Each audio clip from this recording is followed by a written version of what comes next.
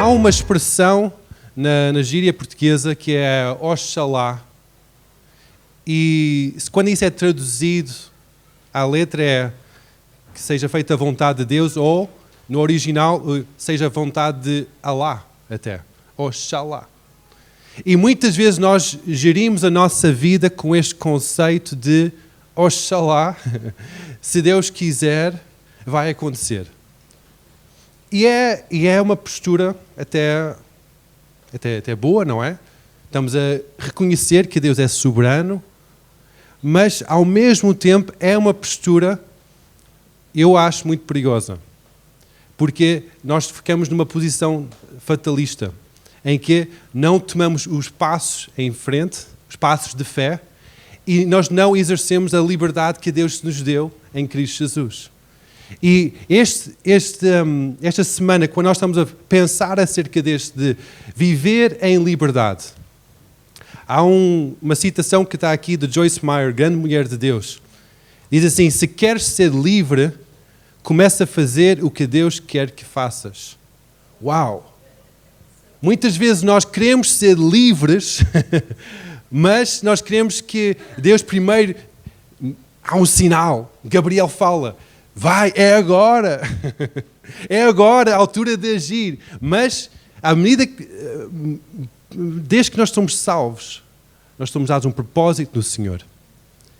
Nós somos dados uma identidade com o Senhor. E quando nós somos dados essa identidade de filhos, nós podemos agir mesmo não se sentindo livres. E cada passo que nós tomamos, mais nós vamos estar a sentir livres. E algo que anima-me bastante quando estou nesta caminhada com o Senhor, anima-me, mas também desafia-me imenso, é depender completamente do Espírito Santo. É quando o Espírito Santo fala, eu obedecer e pôr em prática. E na semana passada, no tempo de louvor e adoração, eu estava na presença de Deus, estava a adorá-lo aqui em frente, e o Espírito Santo falou comigo e disse, próxima semana, pede ao Peterson para dar a palavra. Eu disse, ok, Deus, isto não é muito normal. Isto não é muito normal, normalmente não falas assim, mas ok. Eu tenho estado a aprender a obediência ao Espírito Santo. E hoje, quando nós estamos a falar acerca de liberdade, um casal que tem me ensinado muito acerca de ser livre, acerca de agir em liberdade, tal como Joyce Meyer diz assim, se queres ser livre, faz o que Deus está a dizer para fazeres. E é um exemplo para mim este casal. Eu tenho visto o bom fruto ao desenvolverem ministério com os jovens aqui na Igreja Logos, mas ao conhecê-los é um exemplo para mim de realmente um casal que passa por dificuldades, que tem desafios grandes perante eles, mas que realmente são livres e têm um entendimento de que é liberdade no Espírito. Por isso que é uma honra para mim ter o Peterson para partilhar a palavra. Eu peço a todos a abrirem o vosso coração.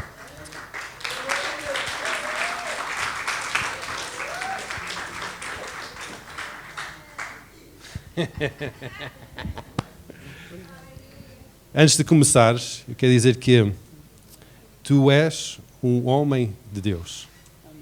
Um homem grande de Deus. Tu não és um homem pequeno de Deus. Muitas pessoas gozam por causa disso, da estrutura física, mas isso não determina a estrutura espiritual que está dentro de ti. Tu és um homem grande de Deus. E Deus tem chamado para esta geração, para levantar uma geração que sabe orar, estar perante o trono de Deus, sabe adorá-lo apaixonadamente e para cumprir a sua própria missão. Por isso eu abençoo-te em nome de Jesus. Amém. Obrigado. Palavras tão bonitas. Não, para mim, antes de mais, é uma alegria estar aqui e poder compartilhar algo que Deus tem falado comigo, que Deus tem falado na minha casa, na minha família, que nós temos tentado de alguma forma transmitir ao Ministério de Jovens. E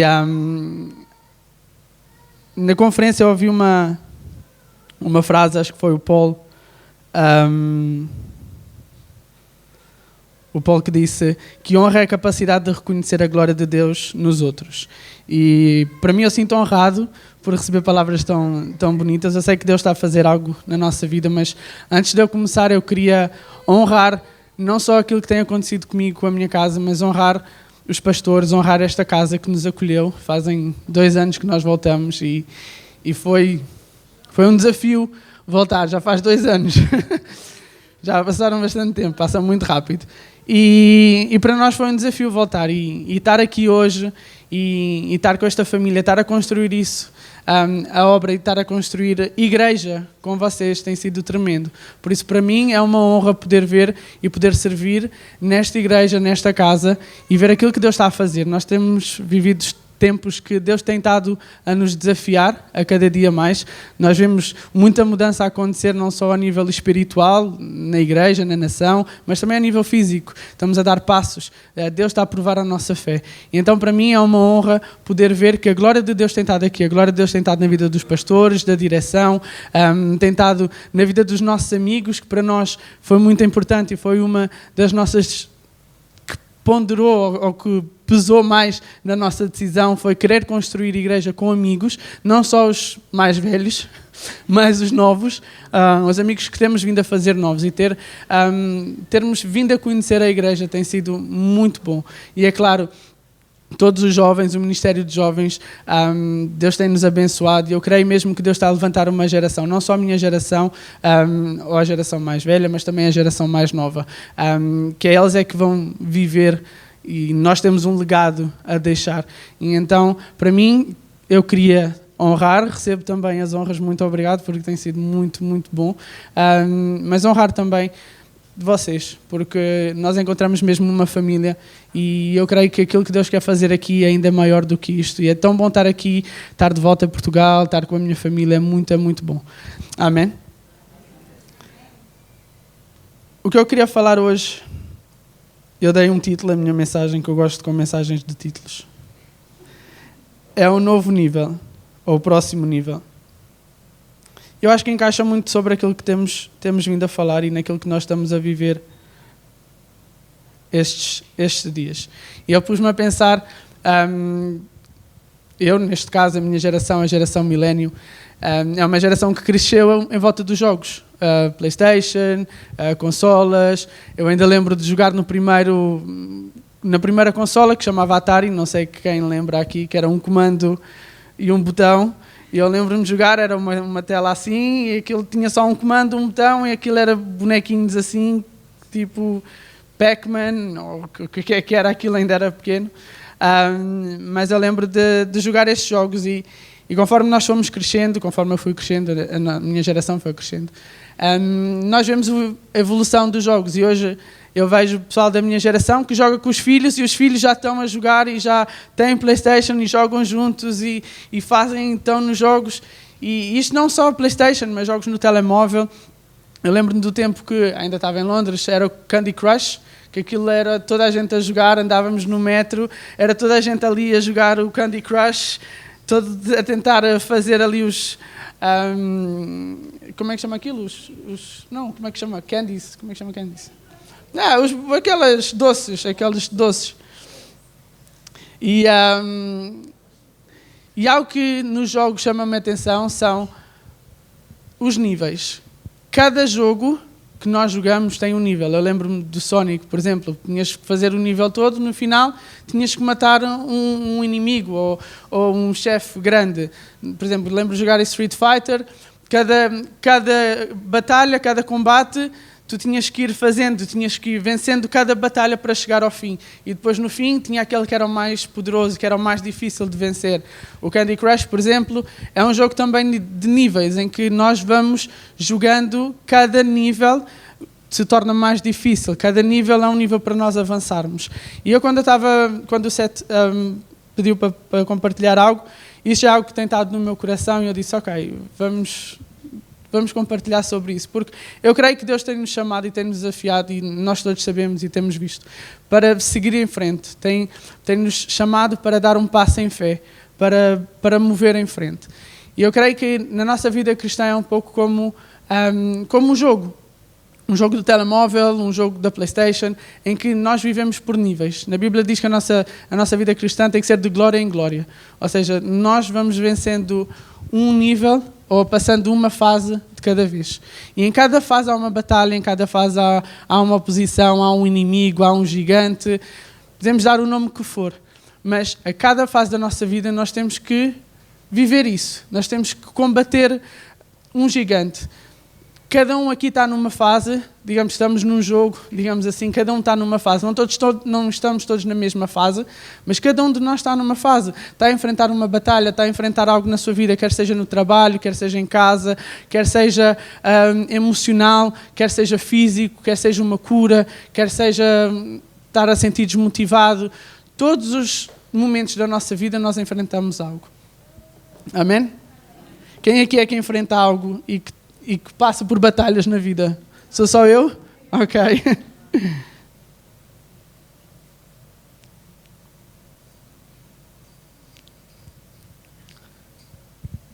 Antes de eu começar a desenvolver, eu queria só orar por este tempo.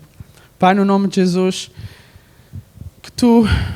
que a Tua palavra possa ser liberada nesta manhã, Senhor, que não seja a minha palavra, que não seja os meus sentimentos, que não seja aquilo que eu acho, mas a Tua palavra viva e eficaz, Senhor, que ela possa produzir fruto na nossa vida, que Tu possas me usar, Senhor, como um canal e que o Espírito Santo possa falar sobre a vida de cada um, meu Deus, e que Tu possas ajudar e dar-nos abrir a nossa mente, como a pastora Silva estava a dizer, que ela possa ser renovada, que ela possa ser mudada e nós possamos entender que nós fomos chamados para fazer a diferença e que nós fomos chamados para cada dia ultrapassar e matar essas batalhas que nós temos. No nome de Jesus, que a palavra encontre terra fértil e que ela possa produzir fruto. Pai, no nome de Jesus. Amém. Então, em inglês, há um ditado que diz new level, new devil. Ou seja, a cada nível, ou seja, no próximo nível, um próximo inimigo, uma próxima batalha ou uma próxima oposição. E a cada nível, quem gosta de jogar, sabe que a cada nível que nós enfrentamos, cada nível que nós passamos, o próximo nível se torna mais difícil. E passamos aquele nível e o próximo nível, outra vez, mais difícil. Aí vamos para o próximo nível, mais difícil outra vez. Nunca fica mais fácil. E é um pouco a nossa vida cristã. Ou seja, a nossa vida cristã não é uma vida em que nós vamos construir tudo e ficar sentado ali na bananeira à espera que Jesus volte a beber uma água de coco, tranquilos da vida. Não, a nossa vida é de glória em glória e vai sempre aumentando. A nossa vida cristã, a nossa vida com Cristo é uma vida que nós sim passamos os níveis, enfrentamos estes níveis, devemos ter uma maturidade, um maior relacionamento com Deus e isso deve nos tornar mais fortes. Da mesma maneira em que quando jogamos, começamos a ficar começamos a ficar melhor, mas também o nível aumenta. E a nossa vida cristã é assim, é um aumentar de desafios, é um aumentar de conquistas, é um aumentar de batalhas, mas Deus tem estado a nos preparar, Deus tem estado a nos preparar a cada batalha, a cada passo que nós damos, a cada situação que nós vivemos. E se nós nos levantarmos e tomarmos essa posição, como corpo, como igreja, como pessoas, como jovens, de que, ok, Deus está comigo. Deus já trabalhou esta área na minha vida, Deus já trabalhou esta área na minha vida, esta área ainda está mais ou menos, ainda há algumas coisas que eu preciso mudar, mas nós temos que nos levantar e mudar a nossa mentalidade. É incrível que tudo vai de encaixe, não é? Com aquilo que Deus quer fazer. E se nós mudarmos a nossa mentalidade neste sentido, de que não vivemos mais nós, mas Cristo vive em nós, não vivemos mais o que eu quero, o que o Peterson quer, mas aquilo que Deus me chamou para fazer, aquilo que o pastor Sérgio estava a dizer. Se nós somos livres, nós temos que fazer aquilo que Deus quer.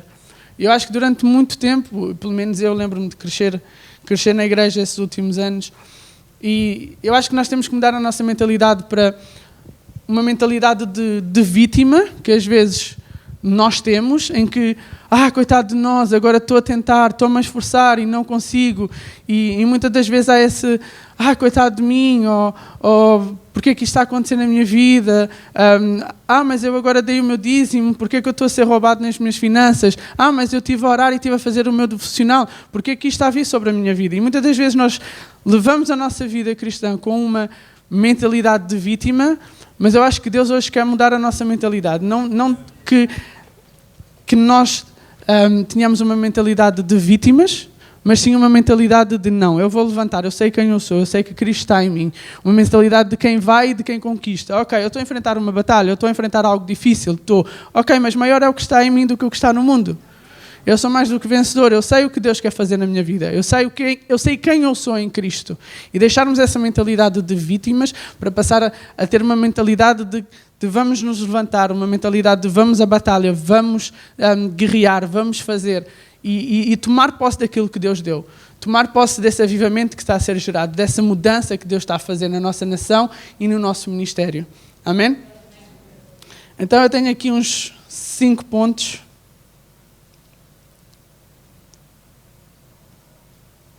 que eu queria vos encorajar e que Deus tem falado à minha vida.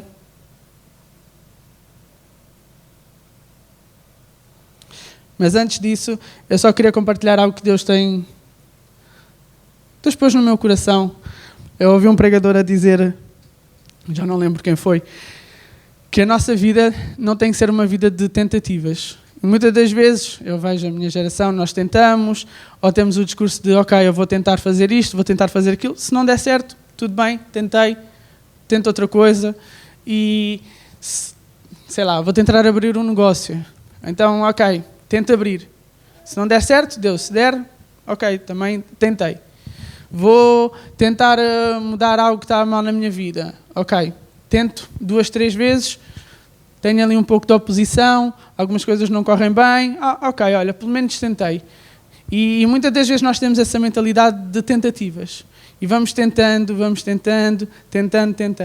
Mas na Bíblia diz que Deus não é um Deus de tentativas. Deus não é um Deus que tenta, Ele é um Deus que faz, Ele é um Deus que muda, Ele é um Deus que opera. Amém? E Deus sabe que nós vamos falhar. Deus sabe que nós não vamos ser capazes. Deus sabe que ao longo do caminho nós vamos errar, porque nós somos humanos. E se o rei Davi, que foi o maior rei e que Deus chamou o homem segundo ao seu coração, caiu, quanto mais nós, não é? Não vamos ter dificuldades. E talvez ao longo do caminho não vamos ou errar ou dar uma mais ao lado, sei lá, o que for. Mas aquilo que nós não podemos esquecer é que a graça de Deus, ela está em nós. E nós estamos mergulhados nessa graça. Por isso, não interessa, era um pouco o que a pastora Silva está a dizer, não interessa aquilo que eu fiz, não interessa como é que está o meu coração, interessa que Deus quer nos usar e Deus quer ter um relacionamento connosco. Deus quer falar connosco, Deus quer falar a nossa vida, Deus quer mudar a nossa vida. Nós temos é que estar disposto a isso. Não tentar, agora vou aqui orar, ter um devocional, vou tentar falar com Deus. Não, nós não temos que tentar, nós temos acesso. O Espírito Santo vive em nós. Nós podemos chegar com confiança e dizer, não, Deus, eu estou aqui, por favor, fala comigo agora, eu preciso de Ti. E Deus vai falar, Deus vai fazer. Mas nós temos que deixar esta mentalidade de vítima de, coitadinho de mim, eu agora pequei, o Deus não vai falar comigo. Não, não é isso que a Bíblia diz. A Bíblia diz que se tu clamares, Deus vai te ouvir. Se tu fechares no teu quarto, te ajoelhares e clamares a Deus, Ele vai te ouvir, Ele vai responder às tuas orações. É isso que a Bíblia diz. E nós temos que nos guiar por aquilo que a Bíblia diz. Amém? Então, o primeiro ponto é rejeição e mágoa. Os 3 primeiros pontos eu vou basear-me na história de José. De como é que nós podemos, em cada nível da nossa vida, vencer esses níveis e de alguma forma mostrar o Deus que está em nós. Porque há uma geração, há um povo que clama pela manifestação da glória de Deus. E algo que tem falado da minha vida foi algo que eu ouvi que diz que há uma geração inteira à espera para que Deus, ou para que eu me levante e assuma o que Deus tem para mim. No meu grau de influência, na minha família, na minha casa. Ou seja, se cada um de nós aqui levantarmos e assumirmos e agarrarmos aquilo que Deus tem para nós, uma geração inteira à nossa volta ou o nosso mundo de influência vai ser mudado. E é isso é o que Deus tem esperado, e é isso é que nós temos que clamar. E é isso é o que Deus tem posto no meu coração. Se eu levantar e dizer o que está no passado ficou no passado, o que aconteceu, aconteceu, posso ter sido magoado, posso ter sentido rejeitado, mas se eu levantar e tomar posse daquilo que Deus fez na minha vida e saber, não, há uma geração, há um povo lá fora, há um povo fora daqui, dessas 4 paredes, que está à espera que a glória de Deus se manifeste na minha vida, em que eu levante, em que eu assuma quem eu sou, assuma a minha posição. Se todos nós fizermos isso, quantas pessoas é que não serão transformadas? E não quero dizer que venham à igreja, porque muitas pessoas que Jesus transformou a vida não seguiram. Mas há transformação e há liberdade. E nós temos que ser este exemplo. E quando eu estava a ler a história de José, para quem sabe, todos sabem a história de José, ele foi traído pelos próprios irmãos. Ele teve um sonho, sonhou que todos os irmãos iam se curvar a ele. Entretanto, ele foi e contou o sonho aos irmãos, e eles, não, tu estás mais maluco, nós nunca vamos fazer isso. Quem é que tu pensas que tu és? Tipo, só porque és o queridinho do papá, pensas que chegas aqui e tipo, é assim, não é? E então planearam matá-lo.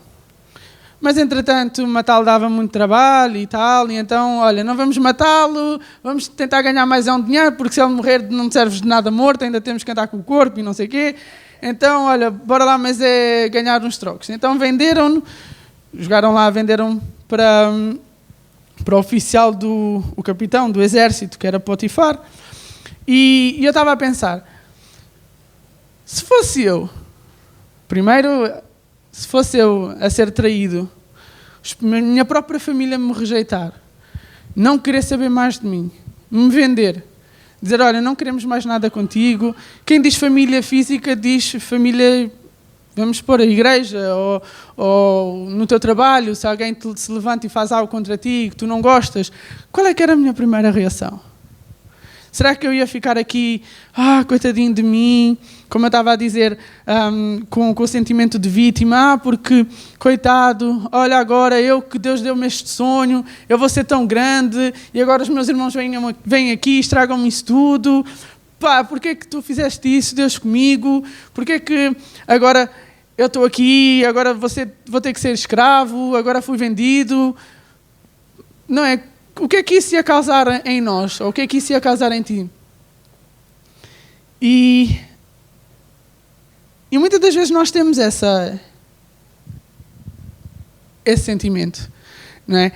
Não sei se alguém aqui já foi magoado na igreja, se foi magoado em casa, por um pai, por uma mãe, por um tio, ou no trabalho, mas aquilo que Deus quer fazer em nós não está dependente das nossas mágoas.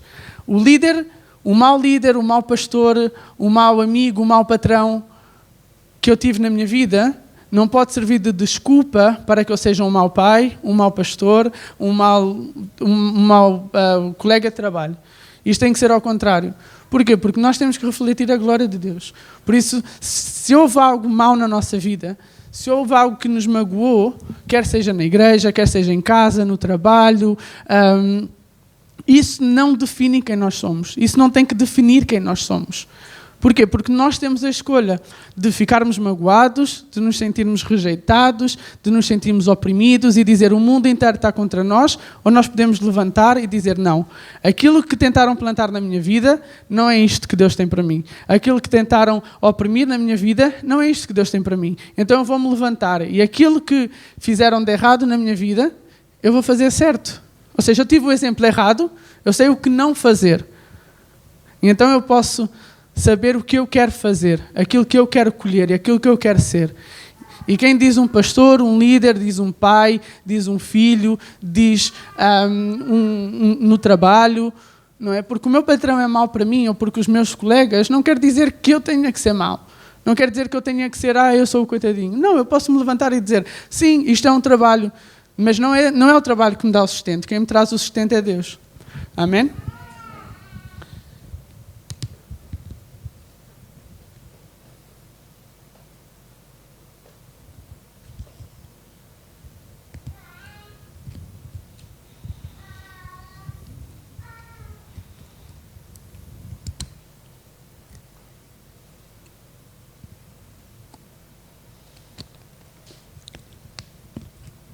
E se nós não tivermos essa mentalidade de vítima, de sentirmos rejeitados, nós vamos entender o nível que estamos a viver.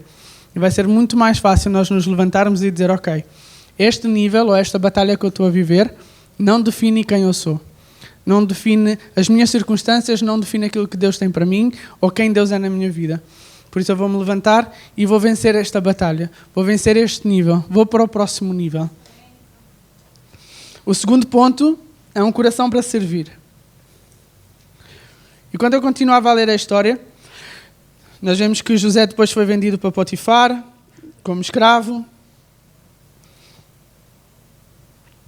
Só que o que acontece é que, durante os próximos anos da vida de José, ele foi vendido para Potifar, depois esteve na prisão. Quer como escravo de Potifar, quer como na prisão, nós vimos que José serviu. Ele podia ter usado aquilo tudo como desculpa para não fazer nada, mas ele tinha um coração de servo. E ele disse, não, já que eu estou aqui, eu vou mostrar a glória de Deus e quem eu sou através das minhas ações. E diz que nas duas fases, quer seja como escravo do Potifar, quer seja como na prisão, José foi elevado acima de todos os que estavam abaixo dele. Ou seja, José, com Potifar, ele ficou o chefe do... Como é que se diz? Do exército, da guarda. E na Bíblia diz que Potifar não tinha que se preocupar com nada, a não ser com aquilo que ele havia de comer, porque José fazia tudo. E algo que eu compartilhei com os jovens a semana passada foi acerca de termos um coração de servir. Que é, se nós queremos em um avivamento, e acredito, eu orei durante avivamento durante muitos anos, e se vocês me perguntassem há 3 anos atrás, 5 anos atrás, se eu ia estar aqui hoje, provavelmente eu ia dizer que não, que isto não era para mim. Mas eu acho que isto estava tanto no nosso coração, na geração que nós vivemos, quando nós éramos jovens, e o Pedro e a Ruth fazem um pouco parte desta geração que nós crescemos juntos. E nós clamávamos tanto que Deus ia trazer o avivamento e que Deus ia derramar e que Deus ia derramar. E eu voltar estes anos todos para aqui e ver uma nação completamente diferente, fazer parte de uma igreja tão saudável, ter amigos ao meu redor, é tão bom ver que Deus está a mover e que Deus está a abrir os céus. E aquilo que eu compartilhava com os jovens era que nós temos que ter um coração de servos, no sentido de sair daqui para fora e mostrar um evangelho que as pessoas não estão habituadas. Que não é venha a mim, venha à igreja, não é aqui é tudo bom, vamos lá, bênção, bênção, bênção. Não, é sair daqui e servir. Se tivermos que limpar as ruas, vamos limpar as ruas. Se tivermos que ir na Câmara e dizer, olha, estamos aqui um grupo de jovens, queremos ajudar, queremos servir a nossa cidade. Queremos limpar as praias, queremos ir nas nossas escolas, queremos ir na nossa universidade e dizer, olha, nós estamos aqui, somos um grupo de 5, 10 pessoas, 30 pessoas, o que for, e no que vocês quiserem, nós estamos aqui para vos servir. Mas porquê? Não queremos nada em troca, não queremos nada. A única coisa que nós queremos, no final, se puderem deixar-nos ter uma mensagem e passar a mensagem que nós temos. Se puder mencionar Jesus, ótimo. Algumas não vão, algumas escolas, câmaras, o que for, não vão deixar explicitamente passar sobre Jesus, mas nós podemos passar uma mensagem do Evangelho, uma mensagem cristã, sem ter Jesus explícito na mensagem. E esse foi o desafio que eu dei a eles, é deixar que Deus gere esse coração de servir. Não vai haver avivamento se nós não sairmos daqui e servirmos as pessoas que estão lá fora. E foi tão incrível a mensagem passada que o Fernando compartilhou e a Natália, de que nós temos que ser criativos e há um mundo lá fora que está à espera. Sim, Deus pode trazer as prostitutas para a igreja, drogados para a igreja, pessoas com uma família toda quebrada para a igreja. Pode, Deus é Deus.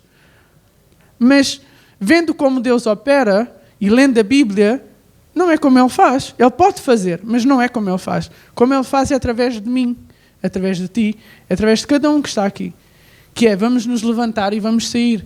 Vamos servir a nossa comunidade, vamos servir o nosso bairro, vamos servir os nossos vizinhos. E ao ler sobre isto, tão interessante que aquilo que podia ter limitado mais a vida de José, ele não deixou que isso fosse uma limitação. Ele levantou-se e disse, não, se eu estou aqui, se eu sou escravo, eu vou ser o melhor escravo. E vou mostrar que Deus está aqui. Ok, agora estou na prisão.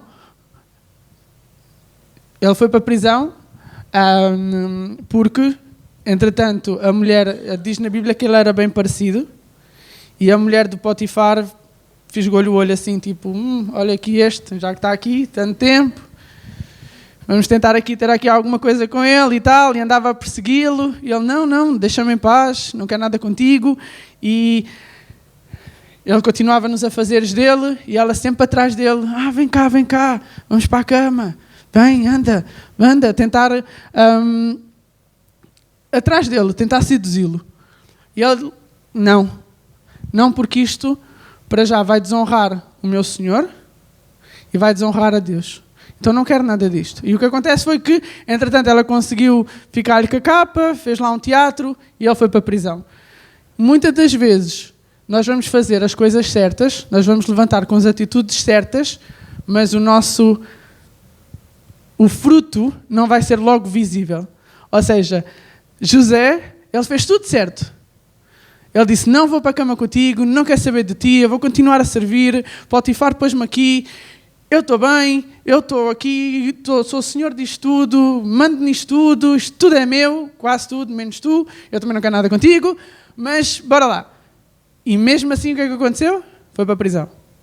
E muitas das vezes, eu a pensar assim, se fosse comigo, então eu estou a fazer tudo certo, eu estou a jejuar, eu estou a orar, eu venho aqui, faço tudo certinho, vou na igreja, dou o meu dízimo, e mesmo assim isto acontece? Não, talvez não, há alguma coisa que tem que estar errado. E por vezes nada está errado. Por vezes Deus quer nos levar a certos níveis para revelar a glória dele na nossa vida. E não só revelar a glória dele na nossa vida, mas através da nossa vida, para tocar nas pessoas que estão ao nosso redor. Porque se José não tivesse ido para a prisão, ele não ia ter conhecido o padeiro ou o mestre do vinho. Não, o padeiro morreu, o mestre do vinho. Que depois não tinha ido levá-lo para ser o primeiro-ministro da altura, digamos assim. Que é mais fácil, numa linguagem mais atual. Por isso, Deus sabe todas as coisas. E nós temos que confiar nele. Temos que confiar com o nosso coração e dizer que não importa a nossa vida, aquilo que está ao nosso redor, nós temos que servir. E porque José teve esse coração de servir e de buscar a Deus e de mostrar a glória de Deus, não interessa se ele estava a fazer a coisa certa, não interessa se ele teve a melhor atitude, se ele tentou honrar a Deus, ele acabou na prisão. Ele ainda passou mais 2 anos lá. E foi chefe de tudo. Porquê? Ficou amigo do guarda, caiu na graça e disse que o chefe da prisão não precisava se preocupar com nada, que quem geria tudo era José. E nós vemos que, se nós pegarmos essas 2 fases, nós vemos que isso serviu de preparação. Ou seja, o coração dele nunca mudou, mas ele foi preparado tanto na casa de Potifar, tanto como na prisão, para aquilo que viria a ser maior, que aquilo que Deus tinha para ele no final. Amém? Ponto número 3.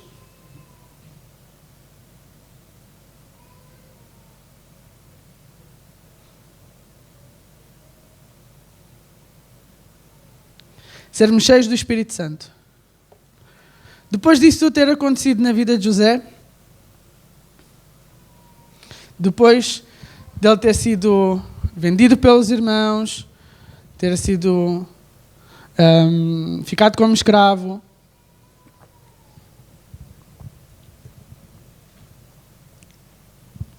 ter estado preso.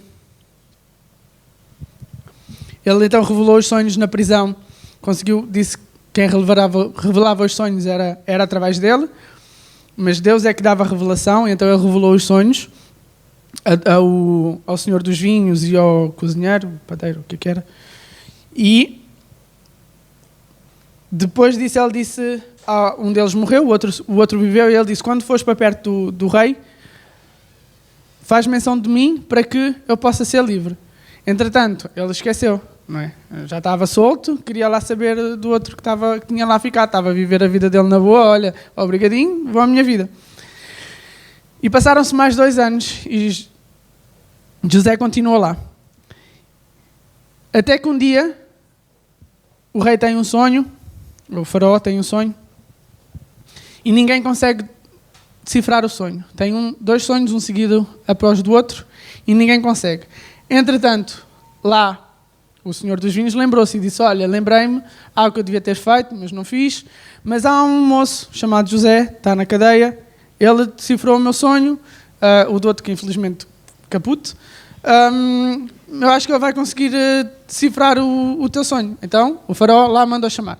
Vá, chama lá o rapaz, tragam lá o rapaz. Já não é rapaz, não é? Já se passaram 13 anos então desde que ele foi vendido até agora.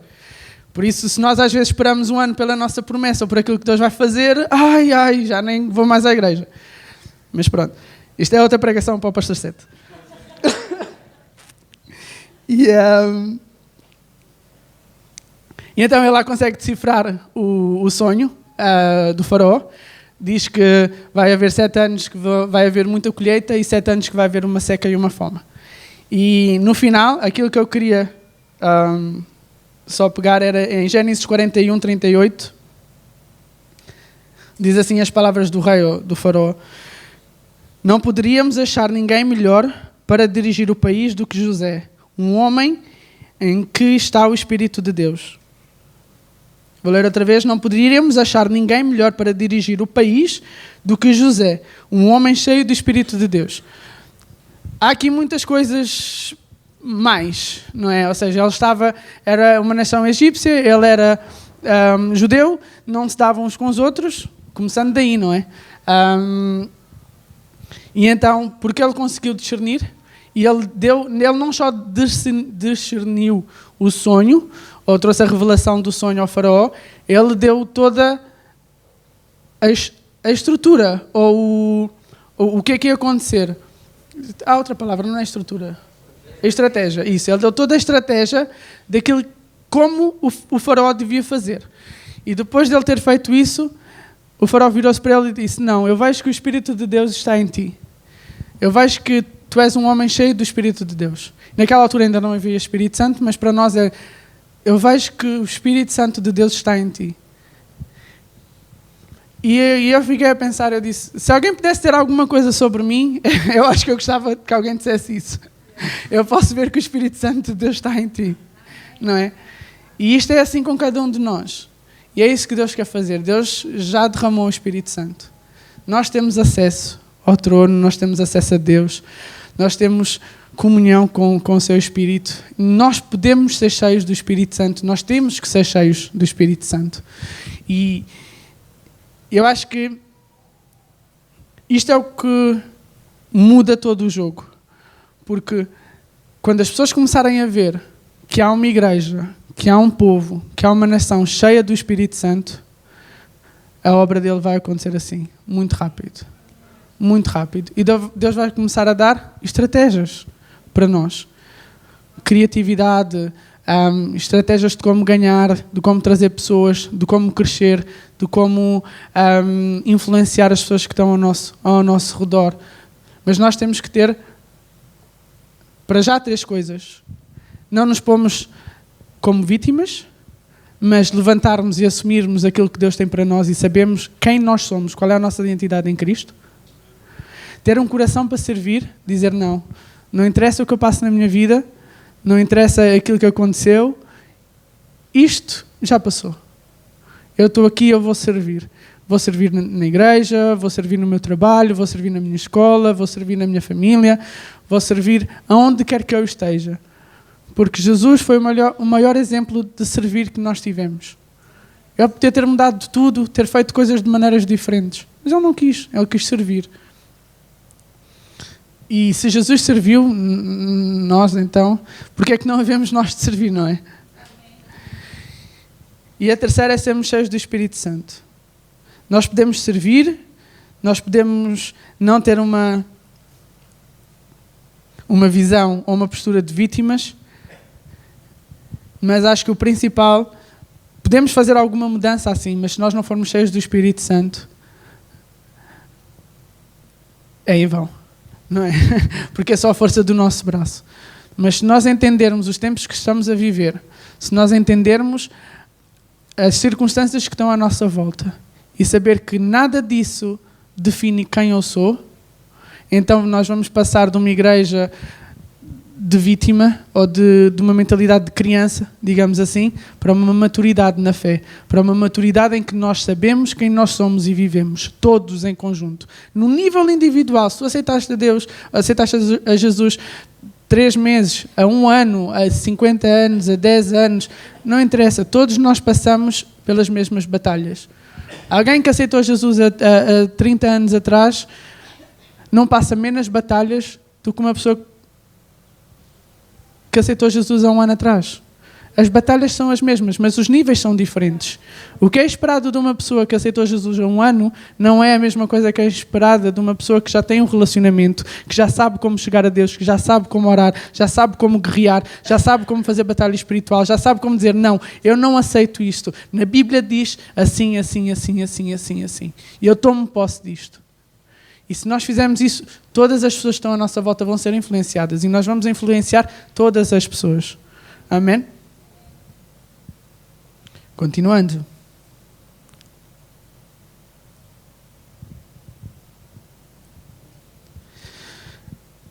Como é que tu te sentias? Vamos supor se tu morresses, ou se eu morresse hoje, eu sei que a Natasha se sentiu bem mal, mas pronto. Obrigado. Acho que a minha mãe também, e o meu pai. Mas se eu morresse hoje e eu fosse para o céu, ou se tu morresses hoje e tu fosses para o céu, e antes de entrar no céu, viesse um anjo ter contigo e dissesse, antes de tu entrares, eu quero te levar numa sala. O anjo pega-te na mão e leva-te numa sala. Ele abre a porta e nesta sala tu começas a ver milagres, curas, sinais, maravilhas, bênçãos, tudo aquilo que Deus tinha planeado para ti. E tu não viveste. Porquê? Porque nossa mentalidade não foi mudada. Ele disse, eu tinha isto tudo para ti. Mas só viveste isto. Eu ia ficar assim, uau, ok. E é disso que nós estamos a falar, é disso que eu estou a falar. Não interessa qual seja a nossa batalha, não interessa qual seja o nosso inimigo, não interessa qual seja o nível que nós estamos a viver. O que interessa é que, se nós nos levantarmos, Deus tem uma sala cheia de curas e milagres e sinais para operar através de nós. Tem uma série de vidas para serem impactadas através da nossa vida. E muitas das vezes nós não temos noção. E Deus tem falado muito forte isso no meu coração e na minha vida. Tem mesmo dito, não, tu tens de te levantar e tu tens que assumir aquilo que eu tenho para ti. E quem tu és em Cristo. Porque a tua vida vai influenciar uma geração. A vida de cada um de vocês que estão aqui vai influenciar uma geração, vai influenciar uma nação. Hoje em dia, então, é mais fácil. Nós temos YouTube, temos internet, vai influenciar outro lado do mundo. E nós não fazemos noção. Porque o mundo hoje é tão rápido, tudo acontece tão rápido. Eu vejo os meus filhos, às vezes seguem, agora é fácil, seguem todos os youtubers, é tudo no YouTube, e eles vêm tudo do outro lado e toda a gente influencia toda a gente, e pessoas que todos os dias ligam o YouTube e vão ver o youtuber, ou vão ver alguma coisa sobre como fazer, ou como passar um nível, ou como vencer um jogo, ou há tutoriais de maquiagem. Isto é bom para as meninas ficarem mais giras e tal. Mas tudo acontece muito rápido. Eu acho que se nós não entendermos esses tempos em que estamos a viver, em que nós podemos fazer igreja de uma maneira tão rápida, tão sobrenatural, e impactar pessoas do outro lado do mundo, nós vamos continuar na nossa vida antiga. O que não é errado, o que é bom. E vamos continuar a influenciar. Mas eu acho que o tempo está a acabar e nós temos que andar a correr. Nós temos que remir esse tempo e temos que ir o mais rápido que nós pudermos. Amém? O quarto ponto, já estou quase a acabar. Não tenhas medo, tenha fé. E em Mateus 14, 22 diz assim. Mateus 14, 22.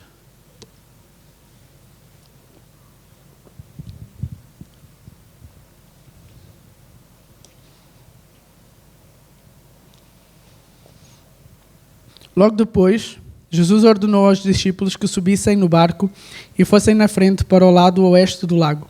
Enquanto ele mandava o povo embora, depois de mandar o povo embora, Jesus subiu num monte a fim de orar sozinho. Quando chegou a noite, ele estava ali, sozinho. Naquele momento, o barco já estava no meio do lago, e as ondas batiam com força no barco, porque o vento soprava contra ele. Já de madrugada, entre as 3 e as 6 horas, Jesus foi até lá, andando em cima da água. Quando os discípulos viram Jesus andando em cima da água, ficaram apavorados e exclamaram: "É um fantasma!" E gritaram de medo. Nesse instante, Jesus disse: "Coragem, sou eu, não tenham medo." Então Pedro disse: "Se é o Senhor mesmo, mande que eu vá a andar em cima da água até onde o Senhor está." E Jesus respondeu: "Venha." Pedro saiu do barco e começou a andar em cima da água em direção a Jesus. Porém, quando sentiu a força do vento, ficou com medo e começou a afundar. Então gritou: "Socorro, Senhor!" Imediatamente, Jesus estendeu a mão, segurou em Pedro e disse: "Como é pequena a sua fé, porque tu duvidaste." Então, os dois subiram no barco e o vento acalmou.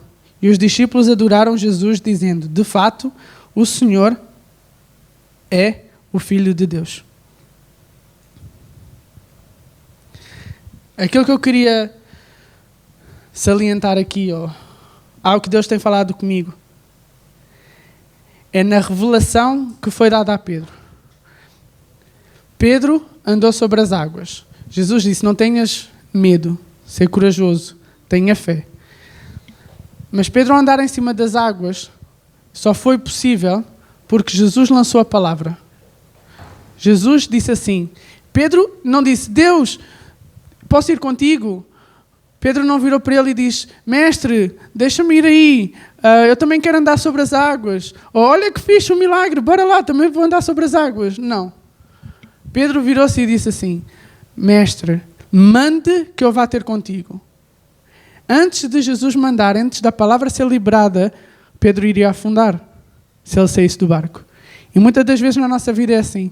Nós temos que andar sobre as águas que é a revelação da palavra que é lançada de Jesus. Ou seja, Jesus não está a lançar uma palavra. E nós, ao termos a revelação desta palavra, nós vamos andar nesta palavra. Vamos andar neste milagre. Ou seja, o milagre não foi Pedro andar sobre a água.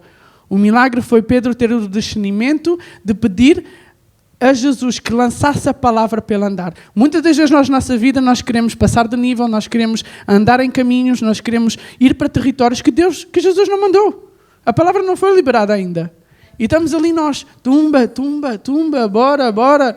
Mas Jesus não disse isso. Deus não disse isso. E se nós conseguirmos mudar a mentalidade e entender de que Deus talvez, ou Jesus, está a mandar ou está a liberar a palavra para outro lado, então a nossa vida vai fluir muito mais fácil. É ter esta revelação e entender que, Mestre, Jesus, manda a palavra para que eu possa andar. Antes de nós conseguirmos o nosso milagre, antes de nós conseguirmos passar o nível na nossa vida, a dificuldade que estamos a enfrentar, quer seja opressão, quer seja pensamentos suicidas, quer seja pornografia, quer seja uma família que está com problemas, quer seja um caráter meu, seja o que for, não interessa, todos nós temos desafios. Mas se nós não clamamos e não pedimos a Jesus para lançar a palavra, em vão nós trabalhamos.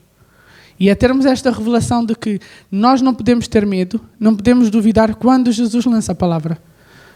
Jesus, ao lançar a palavra, Pedro podia ter caminhado o caminho todo. Só que veio o vento. E às vezes na nossa vida é assim.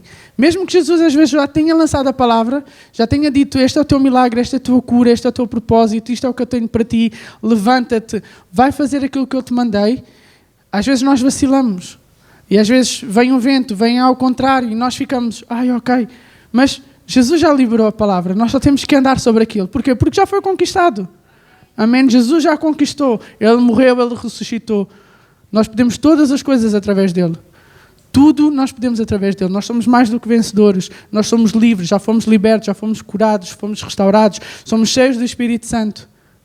Por isso, Jesus hoje está a liberar uma palavra para ti. Não sou eu que estou a liberar, não é o pastor Sete, não é o apóstolo, Não, Jesus está a liberar uma palavra para cada um de vocês.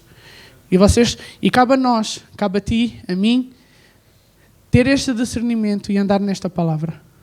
E se porventura ficar difícil, se porventura vier o vento, nós podemos sempre gritar socorro. E o que é que diz na Bíblia? Jesus está logo ali para agarrar na nossa mão. Nós não estamos sozinhos. Ele não lança a palavra e diz, agora vai, é contigo. Não. Ele continua no nosso lado. E se alguma coisa nos fizer vacilar, se nós sabemos a quem clamar, Pedro podia ter virado e tentado correr atrás para o barco. Pedro podia ter dito, ai agora, cuidado de mim, vou-te afundar. A primeira coisa que ele fez quando veio o vento e ele sentiu-se a vacilar, ele gritou, socorro, mestre. E Jesus agarrou na mão dele logo. Muitas das vezes nós buscamos outras coisas, nós buscamos conselhos, buscamos outras coisas quando vem a tribulação, quando vem o vento sopra. Mas nós temos que sempre lembrar que quando Jesus lança a palavra, Ele continua no nosso lado. E se alguma coisa nos fizer ali tremer, Ele está ali para agarrar na nossa mão. Nós nunca estamos sozinhos. Amém? E o último ponto é viver o impossível. Uma fé ativa libera milagres reativos. Sempre que pedimos a Deus direção, nós temos de estar dispostos a dar o primeiro passo. Algo que eu tenho falado muito com a Tasha e que Deus tem posto na minha vida é viver uma vida de milagres. Viver uma vida de cura, viver uma vida de sinais diariamente. O milagre de 3 anos atrás foi bom, foi ótimo. O milagre da semana passada foi bom, foi ótimo. Mas na Bíblia diz que Deus é o Deus do impossível. Deus é o Deus do milagre. Ele não é o Deus do ontem, não é o Deus do... Ele é o Deus do ontem, do hoje, do amanhã, Ele é Deus, não é? Mas aquilo que Ele fez ontem já passou. Ele tem algo fresco para ti hoje. Ele tem um milagre para ti hoje, Ele tem um milagre para mim hoje, Ele tem uma cura para mim, Ele tem uma libertação para mim, Ele tem uma mudança de mentalidade hoje. E Deus tem desafiado isto na minha vida, a dizer qual é que é o milagre que tu tens vivido. O que é o milagre que tu tens vivido hoje? Qual é o milagre que nós temos vivido? Nós temos vivido este tempo de milagre a nível financeiro, a nível da obra que Deus está a fazer, e tem sido bom porque isso tem movido a nossa fé. Não é? Na passagem de Pedro, Jesus disse a ele, tu duvidaste, a tua fé é muito pequena. E eu pus-me a pensar, se nós temos que ter a fé do tamanho do grão de mostarda, que é deste tamanho assim, que é a menor que tem, e nós vamos mover montanha, e Jesus disse que a fé de Pedro era pequena, era tipo microscópio, então, não é? Porque não tem como. Se com uma fé pequena assim, deste tamanho, nós podemos mover uma montanha, então se nós duvidamos, ou como é que está o nosso nível de fé? Nós vemos exemplos na Bíblia em que Jesus, quando cura a mulher com fluxo de sangue, ou quando a mulher chega para lavar os seus pés com um vaso com incenso de alabastro, ele sempre vira e diz, a tua fé te salvou. Ele não disse fui eu, ele não disse... Ele sempre vira e diz, a tua fé te salvou. Ou seja, a nossa fé que vai nos fazer ver e viver os milagres da nossa vida. É o nível da nossa fé. E isso é o que Deus tem-me desafiado. Peterson, o que é que tu estás a viver? Pé, o que é que tu tens feito? Como é que está a tua fé? Tens posto a tua fé em mim? Estás a viver um milagre hoje? Porque foi como eu disse, se eu morresse hoje e entrasse e visse aquilo tudo que Deus tinha para mim, eu não vivi porque a minha fé era pequena. Ou tudo aquilo que eu deixei de viver porque não tive fé, porque não andei na palavra que Jesus lançou. Como é que eu me ia sentir? E Deus tem falado isso comigo, eu tenho compartilhado com a Tasha a viver não só milagres financeiros, não só cura, não só sinais, mas um todo, um completo. O que é que tu estás a viver? Qual é que é o milagre hoje? O que é que Deus tem preparado hoje para ti, esta semana? O que é que foi aquilo que Deus te deu esta semana? Eu, quando estive em Inglaterra, durante 8 anos, eu estava a compartilhar isso com a Tasha. Eu saí daqui magoado com a igreja, de certa forma triste, desapontado, e graças a Deus que eu tenho uma mulher que é filha de pastor, que é crente, que nunca me deixou desviar. Porque eu pus-me a pensar, se eu tivesse casado com outra mulher que não fosse tão temente a Deus quanto a Tasha, eu talvez tinha-me desviado. Muitos amigos nossos naquela altura, muitas pessoas se desviaram, deixaram de crer, deixaram de ir na igreja, e nós vivemos, digamos, um avivamento, não é? Em que nós crescemos muito rápido, chegámos a ter 150 jovens na igreja, vimos muitos milagres, vimos pessoas a serem curadas, expulsámos demónios, vivemos coisas para um miúdo de 17, 18, 20 anos, é muito. Orares por alguém, ela ser expulsa, ver pessoas a levantarem do chão, ministrar a pastor. Isto mexe contigo. E depois eu vi pessoas dessa geração que experienciaram o mesmo que eu experienciei, viveram o mesmo milagre, o mesmo impossível, a presença de Deus, e eram cheias do Espírito Santo e deixaram de ir. E eu sei que se não fosse pela Tasha, eu talvez não tinha continuado. Mas, graças a Deus, nós encontramos uma igreja e Deus começou a restaurar muita coisa. Nunca deixei de ir. Nunca deixei de estar. E Deus começou a falar e trouxe a mudança. Mas esses 8 anos que eu tive lá, foram 8 anos em que eu construí muito pela força do meu braço. Eu tinha o meu trabalho, fui promovido, todos os anos conseguia mais, servia, fazia, estava sempre lá, mas foi sempre pela força do meu braço. E aquilo que Deus me confrontou esses dias foi: até quando tu vais ficar na força do teu braço? Não é nada errado, mas eu tenho muito mais para ti, muito mais fácil. Podes continuar a fazer. Aquilo que eu atingi em 8 anos foi ótimo, foi uma experiência ótima. Não estou a desvalorizar o esforço do nosso braço, porque temos que fazer, não é? Porque Deus vai fazer, mas nós temos que fazer a nossa parte. Amém? Mas até quando é que nós não vamos confiar nele e viver para ele e dizer: não, ok, não vou fazer eu vou deixar, ok, eu faço até aqui, mas eu sei que a partir daqui é impossível. Por isso eu faço aqui e agora Deus é contigo. E é como nós estávamos a cantar, ele nunca falha. Ele sempre faz, ele sempre aparece, ele sempre vai lá estar. Sempre. E em 2 Samuel 21:15 diz assim: viver no impossível. E antes de eu ler, nós vemos a história de David e Golias, em que havia um gigante que estava durante 40 dias a amedrontar o exército de Israel. E ninguém queria lutar com ele, estava toda a gente com medo, estava toda a gente a dizer: não vamos conseguir, não vamos fazer. E o que é que acontece? Chega David, no meio do nada, olha aquilo tudo, não tem estado lá durante 40 dias, diz: que palhaçada é esta aqui? O que é que está toda a gente com medo disto aqui? Então vocês esqueceram quem vocês são?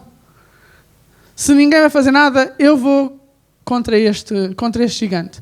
Porque Deus, ele libera a palavra, que ele foi contra o gigante em nome do Deus dos exércitos.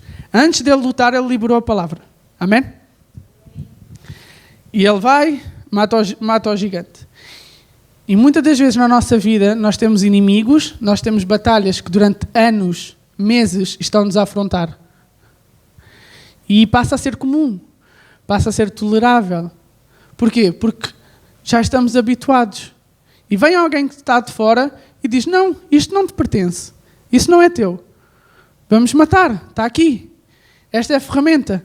Liberamos a palavra, clamamos por cura, Jesus já curou e nós somos curados. Uau!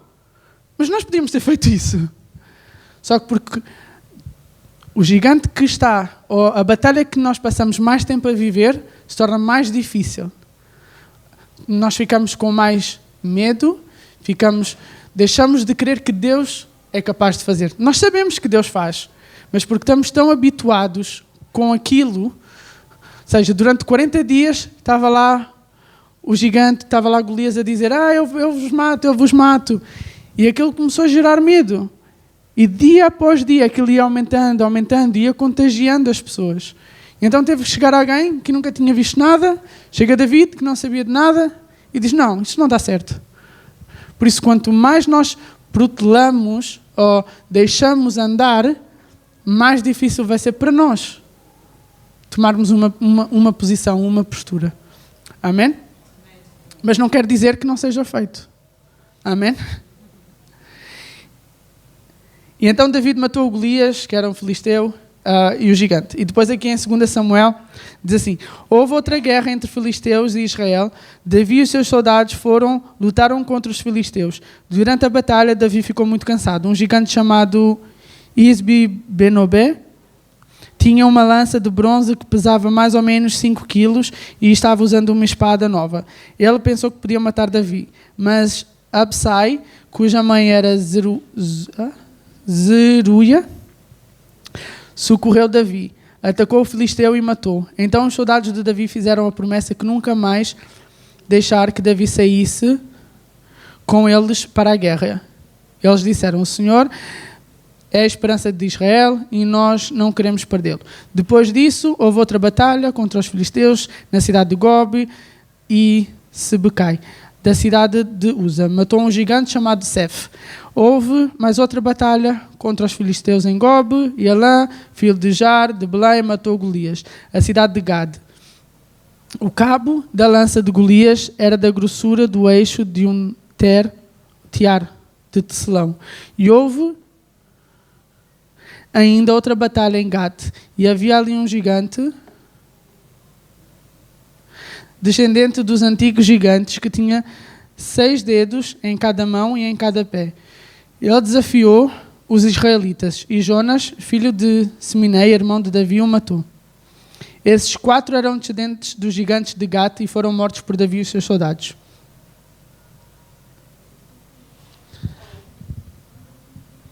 David, quando matou Golias, o exército todo estava com medo. E foi um grande milagre. Passados uns anos, eles já não esperaram mais. Eles foram e mataram Golias, os outros 4 gigantes. Nós vemos uma mudança de atitude. Não ficaram mais, nós temos medo, socorro, o que é que vai acontecer? Não. Mas porque Davi foi e conquistou aquela batalha, a próxima geração já não ficou à espera, já foi atrás e já matou os 4, já foi atrás deles para matar.